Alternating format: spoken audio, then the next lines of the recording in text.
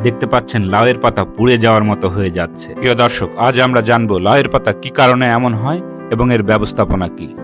লাউয়ের পাতা পুড়ে যাওয়ার মতো লক্ষণ দেখা দিলে বুঝতে হবে এটি ছত্রাকজনিত রোগ, পোকার আক্রমণ, পুষ্টিগত ঘাটতি অথবা পরিবেশগত সমস্যার কারণে হতে পারে। সাধারণত শুরুতেই পাতা হালকা হলুদ বা বাদামি দাগ দেখা যায়। পরে দাগগুলো ধীরে ধীরে বড় হয়ে পাতার টিস্যু শুকিয়ে যায় এবং ধীরে ধীরে পুরো পাতা পোড়া অবস্থার মতো ধারণ করে। অনেক ক্ষেত্রে ডাউনি মিলিউড, লিপ ব্লাইট এবং অ্যানথ্রাকনোজ রোগের কারণে এ ধরনের লক্ষণ দেখা দেয়। আর্দ্র আবহাওয়া, জমিতে পানি জমে থাকা ও বাতাস চলাচল কম হলে রোগ দ্রুত ছড়িয়ে পড়ে। এই অবস্থায় রিডোমিল গোল্ড প্রতি লিটার পানিতে 2 গ্রাম হারে মিশিয়ে 5 থেকে 7 দিন পর পর 2 থেকে 3 বার স্প্রে করতে হবে। পাশাপাশি জমিতে যাতে পানি জমে না থাকে সেজন্য নিষ্কাশনের ব্যবস্থা রাখতে হবে। আবার লাল মাকড় বা থিপস পোকার আক্রমণ হলেও লাউয়ের পাতা পোড়ার মতো হয়ে যেতে পারে। এইসব পোকা পাতার রস চুষে নেওয়ার ফলে পাতা প্রথমে ফ্যাকসা হয়, পরে ধীরে ধীরে শুকিয়ে যায়। এক্ষেত্রে অ্যাবামেকটিন গ্রুপের কীটনাশক ও মাকড়নাশক প্রতি লিটার পানিতে 1.2 থেকে 2 মিলি হারে মিশিয়ে শেষ বিকালে স্প্রে করতে হবে এবং স্প্রের পূর্বে বেশি আক্রান্ত পাতা কেটে নষ্ট করে ফেলতে হবে।